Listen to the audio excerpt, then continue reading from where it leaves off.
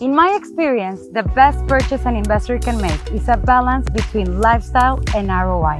My name is Carla Torres, founder of Amora Man Real Estate Brokers, and what you're about to see is our newest chapter on real estate fundamentals to develop your instinct when investing in a lifelong investment plan.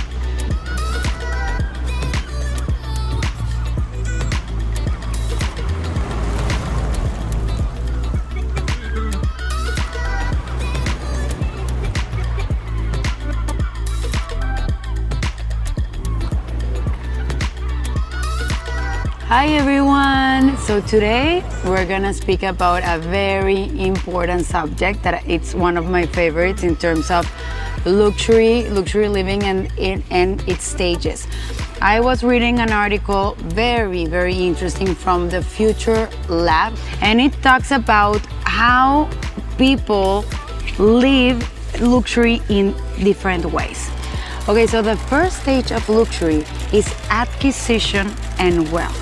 Everything that has to do to spend and to be seen spending. So this is, for example, some people will relate it to the new rich concept where everything is super flashy, exuberant, completely superficial. I want you to see that I have a lot of wealth. So I'm here to the world with these, cell phones full of diamonds, with all of that, nails with diamonds, even in the teeth you could have that kind of, flashes. But at the end, in terms of architecture and development, you could see an example of, for example, the Armani Hotel in Dubai. You would see people arriving with these super flashy cars, right? I'm here and I'm here to spend, the kind of brands that they put all over what they are wearing. You see brands even here, you see brands everywhere. In terms of, for example, what we see here in the Riviera Maya of that kind of developments, well, you'll see the luxurious materials in all the areas that you could see. It's like marble, granite, and sometimes that the materials don't even match to each other and doesn't give like the essence to the context, so you don't feel that it's harmonized in colors, but more to say, here you have this super expensive material. So yeah, that would be the first phase of luxury. A second stage of luxury is not as flashy, obvious, and exuberant as the first phase. This stage is mostly about looking, feeling, smelling as if you were in this like aesthetic gentleman's club. It's also a little bit, it's masculine. It's like, I would see this in architecture and development more in terms of like looking for these hard, exotic woods. It's a development or developers that also have this heritage that they will like to look more for security in terms of who the developer is, what developments have they made, a connection with the area, a connection with the brand of the development is, who the development firm is, who are the architects too. I would imagine this person enjoying his condo or his house with a cigar and a whiskey and a beautiful hat and just, trying to be there, enjoying and saying that they belong to something. So that's the second phase. So this is a third stage of luxury. It's all about, for example, this development that have smell, that everything involves experience, the sight, also libraries, like expanding knowledge. And it's a little bit more of a hipster stage for sure. Expanding the horizons, learning like private classes, private dinners, being with authors, being with artists and entrepreneurs. And well, in terms of furniture, for example, for a development, you would for sure go to a furniture fair, for example, in Milan, and obviously share with like-minded people. Okay, so this is the fourth stage of luxury, and it has everything to do with responsibility and awareness.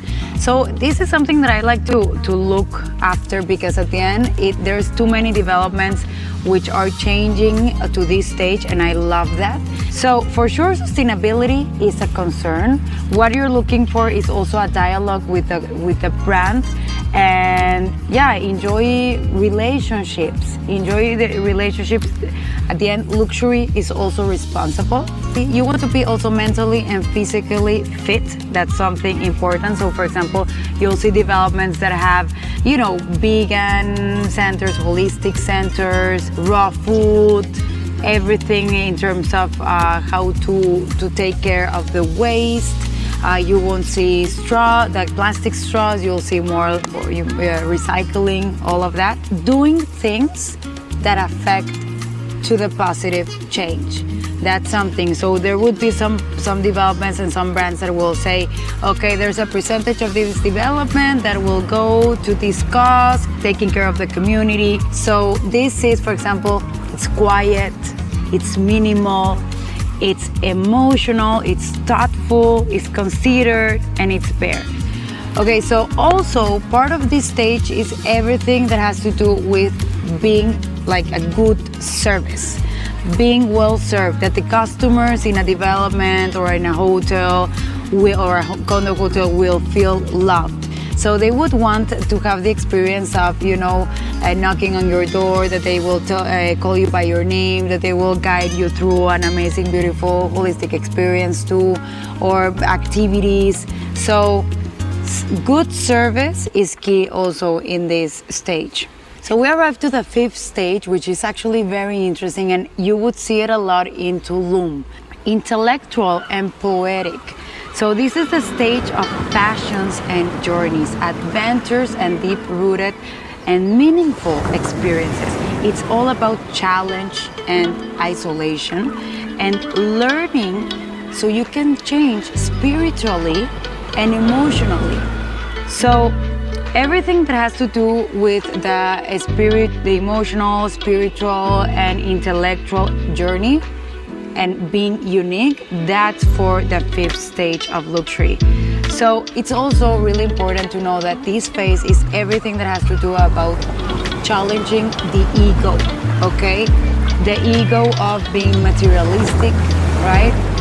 Where you could live with nature and be embraced by nature at its toughest and more serene and poetic way. So I really think this is like the most beautiful way to enjoy luxury, of course, because at the end, it's more about the journey, about nurturing yourself, finding yourself. You would see also, for example, developments that will include activities, for example, as temazcal, you know, connection with nature, pilgrimage, for example, retreats, of course, you know, anything that has to do with activities that will nurture the soul. This one is completely connected with the Buddhist principles of contentment, learning to contemplate and learning to enjoy the finer things in life. You would see, for example, in this fifth stage of luxury, of course, beachfront opportunities, where at the end people are buying more the experience of the connection with the ocean and the connection with their family and the sun and a beautiful sunrise and a beautiful sunset that they could enjoy also in a really beautiful rooftop, the amazing stargazing and seeing all these meteorites and, you know, having a beautiful and nice talk with your partner about how your life is changing. So also a nice project with this stage of luxury would be these completely immersed in jungle projects or luxury villas, that what you're enjoying is the sound of nature, the sound of the animals, the breeze, you know, the chilling that you have at night, and you know, the rain in the face, and also the ice bath, for example, the ice on the skin, anything that challenges your spirit and the way that you can learn and that you can grow personally. So that's the fifth stage of luxury. Now I'm going to finish asking you, and if you could also comment there in the comment section below, what do you think, where do you think you are located now in terms of luxury? It's not good or bad or, you know, lower or better or whatever. It's just, I think everybody, we have enjoyed the 5 stages of luxury in different ways. I've seen myself in every stage, of course, and the one that I'm enjoying the most is, yes, the 4th and the 5th right now, because living here is inevitable to live it in this way, just in contact with nature. So tell me a little bit about you. If you like this video, subscribe to our channel and leave us a comment. In Amor Mar, we're buyer's representative, NAR certified property specialists with all access to the finest properties in Riviera Maya. Contact your Amor Mar realtor that understands your standard of home.